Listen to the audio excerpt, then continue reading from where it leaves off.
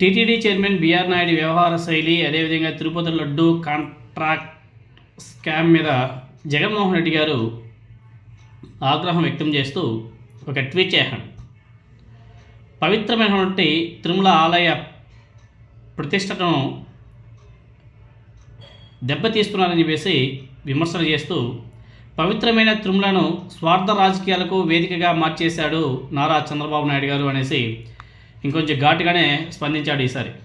అంతేకాదు TTD chairman BR Naidu గారి మీద ఇంకో రేంజ్లో జగన్మోహన్ రెడ్డి గారు సీరియస్ అయ్యాడు.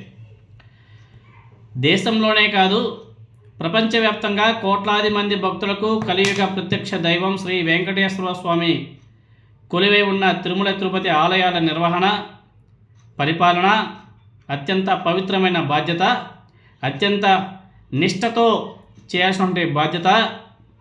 అలాంటి టీటీడీ చైర్మన్ పదవిలో నిష్కలంక వ్యక్తిత్వం, అచంచల భక్తి, నిబద్ధత, నిష్ఠ కలిగిన వారే ఉండాలి. కానీ చంద్రబాబు నాయుడు గారు ఈ పవిత్రమైన స్థానాన్ని స్వార్థ రాజకీయాలకు వేదికగా మార్చాడు. ఆయన తిరుమల తిరుపతి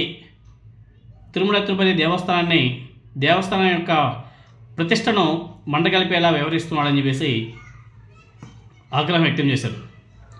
ఒక బాధిత మహిళ ఎన్నికలకు ముందే చంద్రబాబు నాయుడు గారికి లేఖ రాస్తూ ప్రస్తుత టీటీడీ చైర్మన్ బీఆర్ నాయుడు గారు తనను మోసం చేశాడు, తన జీవితంతో ఆడుకున్నాడు, ఏ చిన్న పనితో ఆడవారు వచ్చినా వారిని ఇబ్బంది పెడతారని చెప్పేసి ఫిర్యాదు చేసినా పట్టించుకోలేదు నారా చంద్రబాబు నాయుడు గారు. ఒక బాధ్యత ఉన్నటువంటి వ్యక్తిగా చంద్రబాబు నాయుడు గారు ఈ ఫిర్యాదు మీద విచారణ చేసి చర్యలు తీసుకోవాల్సింది పోయి ఇన్ని రకాల ఆరోపణలు ఉన్నటువంటి వ్యక్తిని విచారణ చేసి చర్యలు తీసుకోవాల్సింది పోయి ఇన్ని రకాల ఆరోపణలు ఉన్నాయని తెలిసి కూడా విచారణ చేయకుండా ఎటువంటి చర్యలు కూడా తీసుకోకుండా పూర్తిగా పక్కన పెట్టి అతన్నే తిరుమల తిరుపతి దేవస్థానానికి చైర్మన్గా నియమించి ఆలయ ప్రతిష్టను, పవిత్రతను కాలరాస్తున్నాడు. దేవుడి పట్ల భక్తి ఉన్నవారు ఎవరైనా సరే ఇలా చేస్తారా? ఆలయ పవిత్రతను కాపాడాలన్న ఉద్దేశం ఉంటే ఇలాంటి నిర్ణయాలు తీసుకుంటాడా నారా చంద్రబాబు నాయుడు గారు? చంద్రబాబు నాయుడు గారికి భక్తి లేదు, శ్రద్ధ అంతకన్నా లేదు, దేవుడి పట్ల భయం అసలు లేదు. ఆయనకు కావాల్సిందే ఆయన స్వార్థ రాజకీయం మాత్రమే.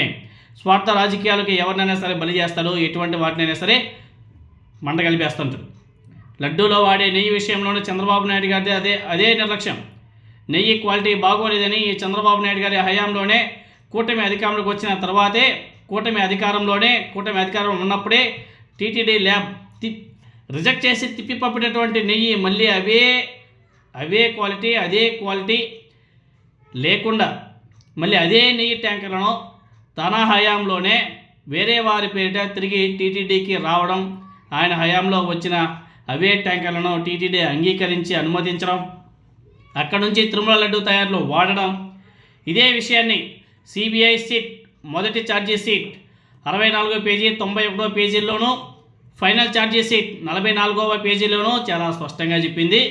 చంద్రబాబు నాయుడు గారికి దేవుడి పట్ల భక్తి లేదు, ఆలయాల నిర్వహణ పట్ల శ్రద్ధ అంతకన్నా లేదనడానికి ఇది ఒక ఉదాహరణ అనేసి చెప్పుకోవడం జరిగేది. అదేవిధంగా ఈ రకంగా చంద్రబాబు నాయుడు గారు తిరుమల లడ్డు ప్రసాదం విషయంలో తప్పు చేసి దాన్ని వేరొకరి మీదకి నెట్టి మళ్ళీ దాని మీద రాజకీయ దుమారం రేపుతూ ఆ నెయ్యితోనే స్కాములు చేస్తున్నాడు నారా చంద్రబాబు నాయుడు గారు. మరోవైపు 2014 నుంచి 2019 మధ్య టీటీడీ నెయ్యి కొనుగోలు ధర దాదాపుగా 278 నుంచి 330 రూపాయలుగా ఉంది.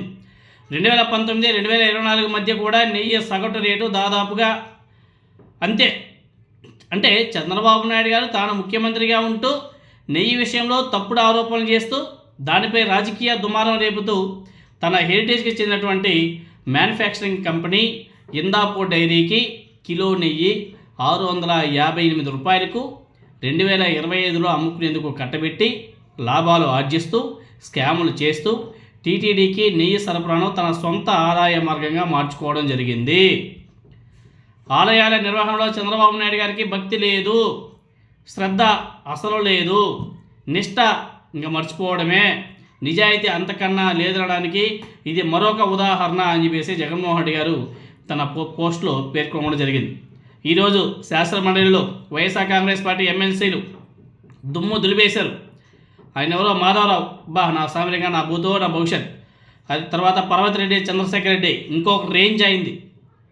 ఇద్దరు కూడా ఈరోజు కూటమి మంత్రులకి ఫుల్ బ్యాటింగ్ విత్ ఎవిడెన్స్, ఎక్కడా కానీ ఆరోపణ కాదు, విత్ ఎవిడెన్స్తోనే, విత్ పేపర్స్తోనే మొత్తం కూడా శాసన మండలిలో తెలుగుదేశం పార్టీని, కూటమి ప్రభుత్వాన్ని ఏకీపరేశారు. ఆ వీడియోస్ అన్ని కూడా సోషల్ మీడియాలో బీభత్సంగా వైరల్ అవుతున్నాయి.